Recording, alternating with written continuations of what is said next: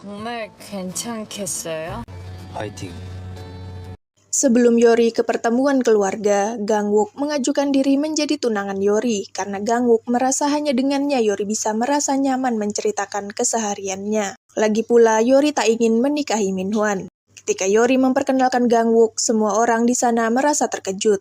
Kemudian nenek meminta para staf keluar. Lalu Yori meminta maaf karena baru memberitahu setelah ia merasa yakin. Sedangkan Hari curiga ini hanya sandiwara. Nenek merasa tak enak dengan Minhwan, namun Minhwan menolak pulang karena penasaran tiba-tiba Yori pacaran dengan Gangwook. Saat ditanya berapa lama, Yori dan Gangwook sedikit berkelit karena mengarang. Namun akhirnya bilang sudah 6 bulan pacaran dan pertama kali bertemu di gunung. Mendengar itu, ibu dan kakak Hari juga merasa tak percaya karena Yori jarang keluar. 사랑하니까.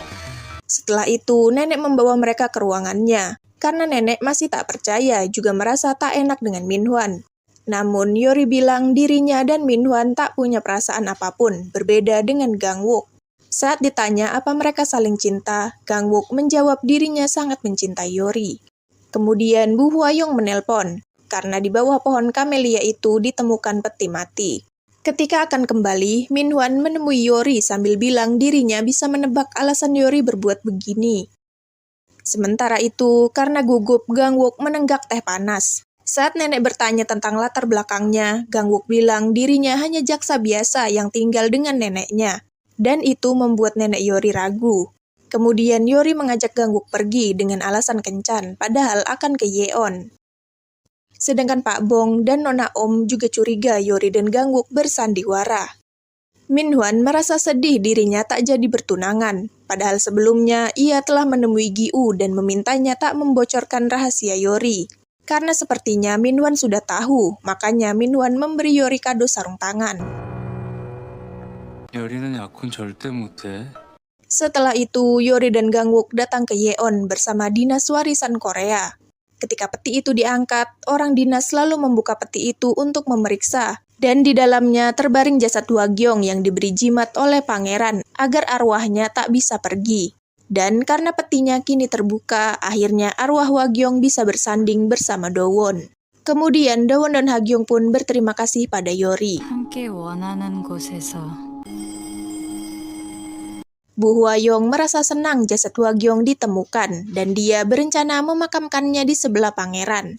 Namun, kesenangan itu dipatahkan Yori, karena kebenarannya pangeran mengusik cinta Hwagyong dan Dowon. Yori lalu menunjukkan potongan surat cinta milik Dowon dan meminta Bu Hwayong melepaskan klaim atas jasad Hwagyong. Jika Bu Hwayong menolak, maka Yori akan mempublikasi surat cinta itu beserta kebenaran ceritanya. 도대체 왜 이러는 거야? 그럼 고민해 보시고.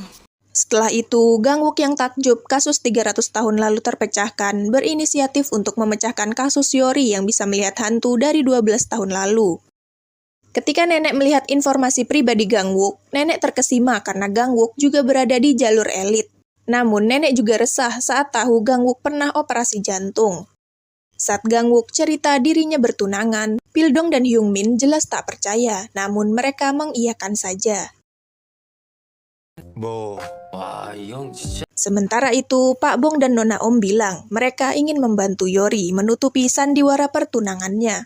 Dan itu membuat Yori terkejut. Saat Gangwook menelponnya, Yori pun langsung memanggilnya sayang, lalu buru-buru pergi. Ternyata itu Pildong yang memakai ponsel Gangwook karena Gangwook sudah teler, dan meminta Yori menjemput Gangwook. Saat Yori tiba, Gangwook sudah teler sambil memanggil-manggil namanya. Dan di perjalanan, Yori terus meminta Pildong membenahi posisi Gangwook agar nyaman, dan itu membuat Pildong kesal. 고수사관님은 괜찮으세요? Ketika sampai di rumah Gangwook, Yori yang bingung bagaimana cara mengambil kunci gerbang di saku Gangwook, akhirnya memilih memanjat tembok untuk membuka dari dalam. Namun, Yori malah berpapasan dengan nenek Gangwook yang awalnya dikira hantu dan membuat Yori canggung. Saat Gangwook diletakkan di kamarnya, Pildong buru-buru pamit, sedangkan Yori diminta nenek menunggu. Nenek penasaran apa Yori pacar Gangwook. Yori bilang mereka cuma akrab. Ketika nenek bertanya tentang Sio Yori, Gangwook yang sudah sadar buru-buru memotong pembicaraan mereka karena Sio Yori adalah tahun monyet. Gangwook pun mengajak Yori keluar. 고생은요. 강욱 씨가 말씀드려요. Kemudian, karena dirasa tak ada yang percaya hubungan mereka, Gangwook inisiatif membuat bukti. Keesokannya, mereka pun datang ke arena permainan, memainkan berbagai macam wahana, juga mengambil banyak foto bersama. Di hari berikutnya, mereka berbagi hobi satu sama lain, mulai dari berlari, makan mie di pinggir sungai, juga panjat tebing. 조심해요. 생각보다 어려워요. Ketika di kantor, Pak Bong memberikan laporan tentang karya seni. 5 tahun lalu, Galeri Chon punya 4 lukisan Linando Rossi. Namun, kakak Hari mengklaimnya milik pribadi dan menjadikannya jaminan atas pinjaman sebesar 50 miliar won.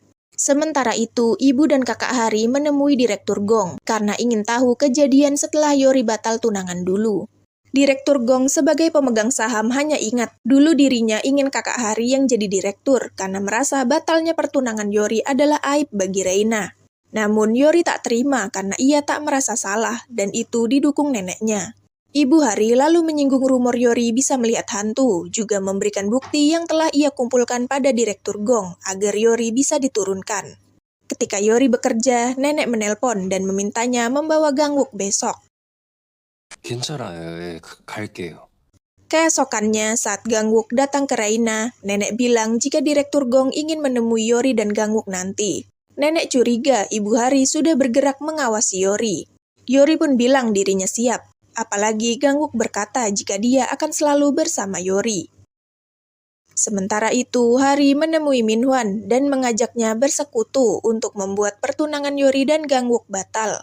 Karena Hari ingin membuat Yori terlihat tak mampu mengelola perusahaan dan batal jadi penerus. Saat Hari melihat Gangwook dan Yori menjaga jarak, Hari mulai menyerang mereka. Setelah itu, Minhwan rapat dengan pegawainya untuk membahas akuisisi Viel Soul.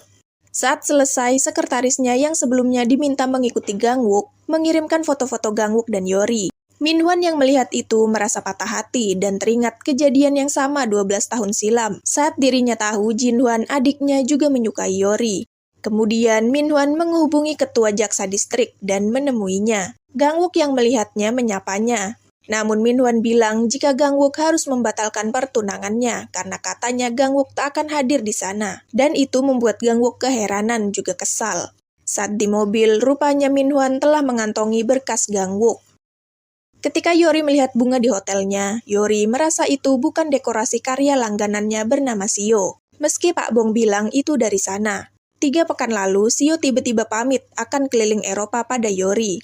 Yori pun mulai merasa ada yang tak beres. Saat Yori mencoba menelpon Sio, adik Sio yang sedang membobol berangkas Sio mengangkatnya. Dan tiba-tiba hantu Sio muncul di hadapan Yori.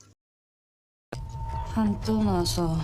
Sebelum tewas, Sio merasa kesal dengan adiknya yang terus terlibat pinjaman, juga memakai namanya untuk menipu pelanggan. Karena kesal terus dimanfaatkan, Sio pun menolak meminjami adiknya uang, hingga membuat si adik gelap mata dan menghabisi Sio. Kemudian, saat Hari melihat Yori buru-buru pergi, dia pun mengikutinya. Dalam perjalanan, Yori meninggalkan pesan pada Gangwook untuk menghubungi polisi karena dia akan ke TKP.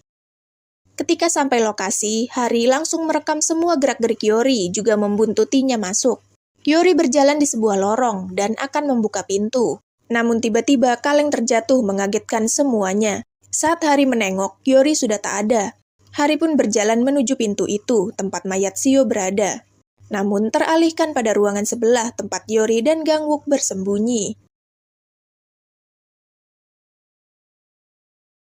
Nah, itu tadi episode 7 Spooky in Love. Makasih buat yang udah nonton dan sampai jumpa.